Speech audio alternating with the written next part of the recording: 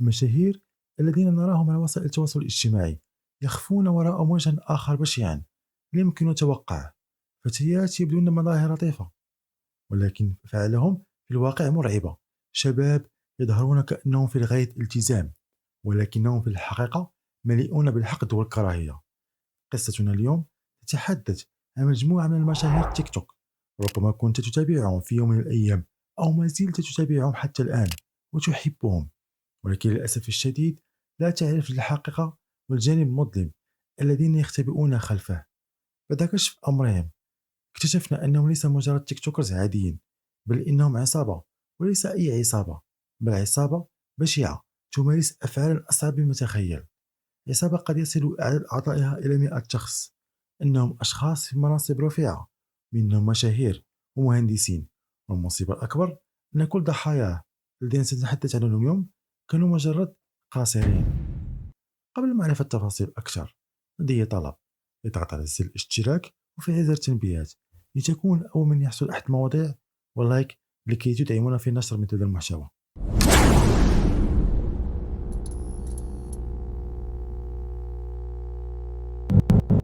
أولهم كانت التيك توكر الشهيرة جيجي.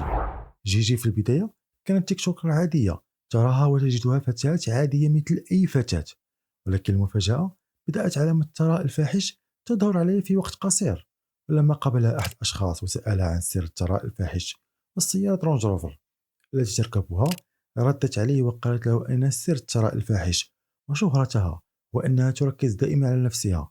وقالت بالحرف الواحد: ركز على الكارير بتاعك وما تهتم بكلام العالم. وطبعا كلنا نعرف ما هو الكارير الذي تقصده بالضبط. بداية كشف هذه العصابة كانت غريبة. تيك توكر هو شخص معروف في لبنان يدعى حسن سينجر. حسن عمره 35 سنة. نشر فيديو غريب كان لمجموعة من الشباب المراهقين. حسن كان يعتدي على هؤلاء المراهقين ويأخذ أغراضهم بالقوة. فيديو غريب جدا لم يكن مفهوم للمشاهدين. وزاد من الغموض أنه كتب في الوصف: انتظروا الجزء الثاني.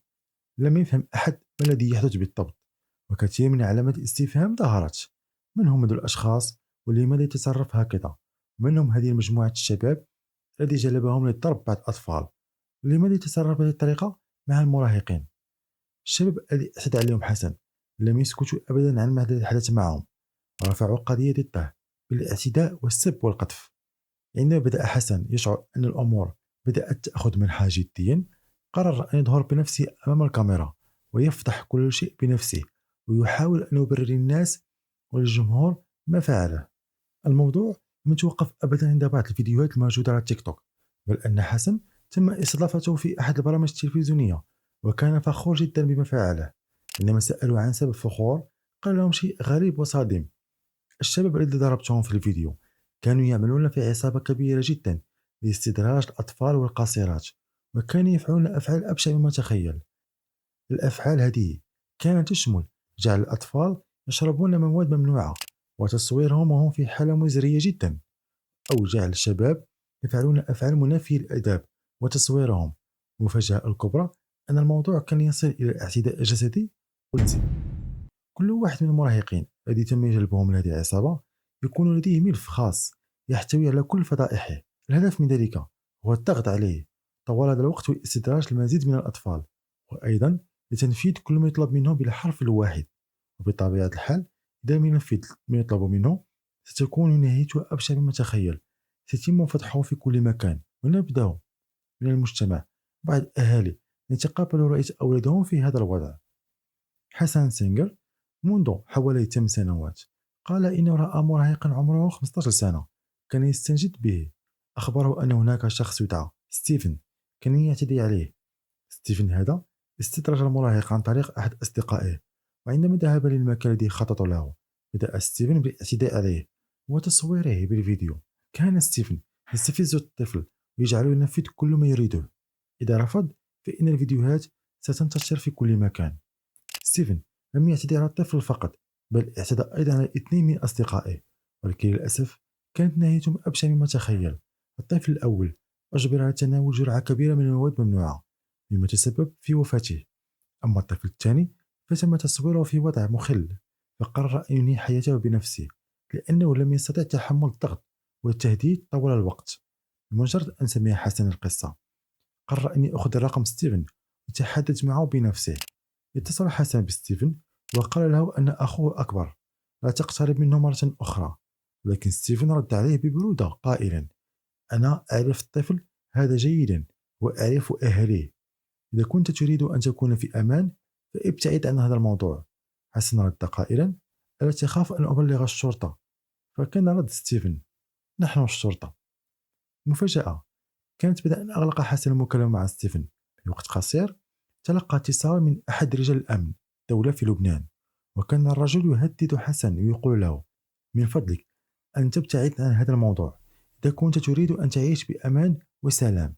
حسن بالفعل تراجع وقرر أن يسافر خارج لبنان لمدة 4 سنوات، وعندما عاد إلى بلده مرة أخرى وبالصدفة كان يمشي في الشارع سمع طفل يبكي ويقول اسم ستيفن وترجاه ألا ينشر أي شيء. ذهب حسن إلى الطفل بهدوء وسأله عما حدث. رد الطفل قائلا: إن هناك عصابة تعتدي علي وأن شخص يدعى ستيفن يهدده طوال الوقت. ستيفن يقول له: إذا لم تستدرج أصدقائك وتأتي بهم إلي سأنشر صورك وأفضحك. ونتأكد حسن أن هذه نفس العصابة التي تركها منذ 4 سنوات، وأن الموضوع فعلا كبير.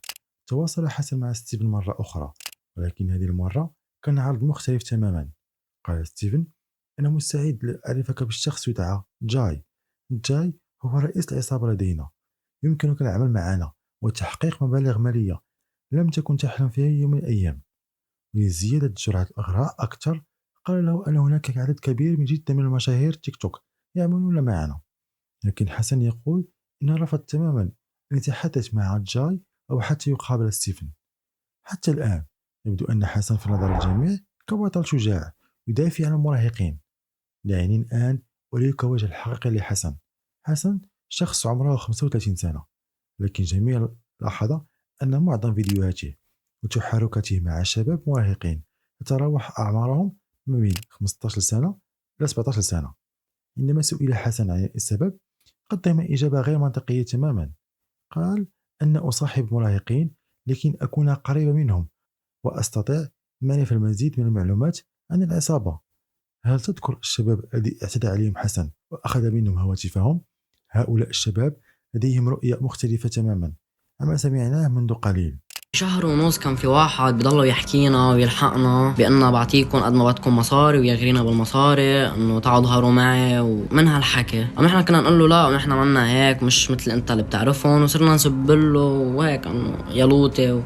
هيدا هو اسمه حسين الزنجر. كنا قاعدين انا وسراج امبارح بكافيه فاتحين لايف، بيفوت هو معهم مع هوليك الاثنين كل واحد هيك، وانا وسراج شو ستيكات يعني. بيفوتوا بيخبطوا فينا وبياخذوا لي تليفوني كان بالكفر في $400 رواق ياخذوا معي هذا. عند التفكير فيه يمكن أن تبدأ في الشك بأن حسن هو من يعمل مع العصابة، وأن كل ما يفعله هو مجرد لعبة لإخفاء الشكوك حوله. ويزيد الأمر أسوأ أن سجل حسن جنائي ليس فارغا بل مليء بالكوارث، بما في ذلك قضايا التحرش والاعتداء المتعددة، كما تم توقيفه من الخدمة العسكرية بسبب أفعال منافية الأخلاق، مما يظهر أن حسن لديه مشكلة أو هناك شيء غير مفهوم. حسن الذي قرر فجأة أن يفضح الجميع ويفضح نفسه معه دون أن يشعر، لم يتوقع أبدا أن الشباب الذي اعتدى عليهم سيذهبون ويبلغون الشرطة. عندما أصبحت اللعبة جدية وجد حسن نفسه متورط، خاف على نفسه فقرر يأخذ دور الشخص الذي يساعد الشرطة، الشخص الذي سيكشف لهم الحقيقة الكاملة ويخبرهم بجميع الأسرار. بدأ حسن بالفعل يقف في الصف الشرطة ويفتح أسماء حقيقية، لكن عندما تظهر الحقيقة الكاملة تجد الشرطة أن كلام حسن كان صحيح، وبهذا استخدم الذكاء والدهاء ليبعد الشبهات عنه ويكسب تعاطف الرأي العام. الإعلام في لبنان انقلب وبدأ الجميع يتحدث عن ما حدث.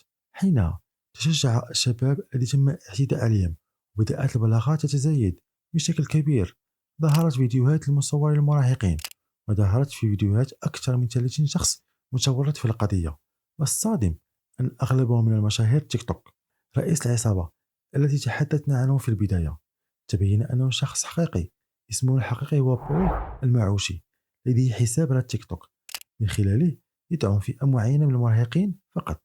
بول هو لبناني يعيش في السويد، يقدم دعما يتجاوز 100,000 دولار في البثوث المباشرة، ولكن لا تعتقد أن الأموال التي يدفعها تضيع هباء.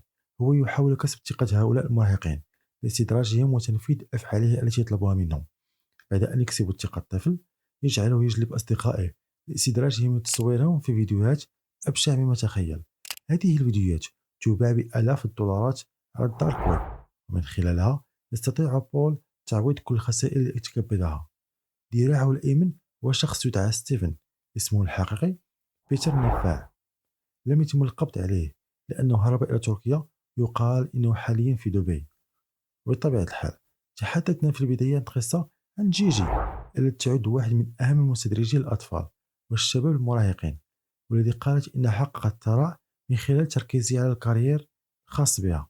جورجو بايدو هو صاحب صالون حلاقة وأيضا تيك توكرز، يستهدف الشباب عن طريق الإعلانات.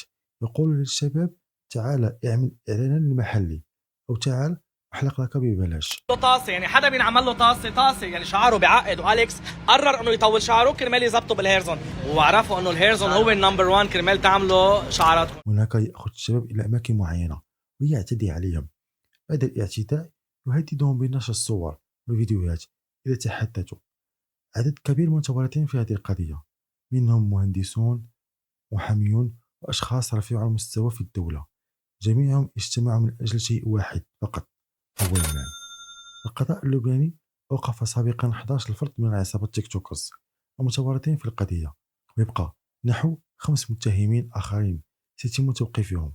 2 منهم بات أسمائهم قوية للأمن، هو بيتر النفاع المعروف بستيفن، هو رئيس العصابة.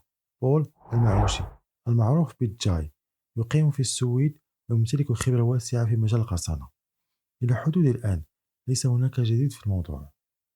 أثارت هذه القضية حالة من الذعر والغضب في لبنان، مما سلط الضوء على المخاطر المحتملة لاستخدام منصات التواصل الاجتماعي في أنشطة إجرامية، ودعا الكثيرون إلى فرض رقابة أشد على هذه المنصات لحماية الأطفال.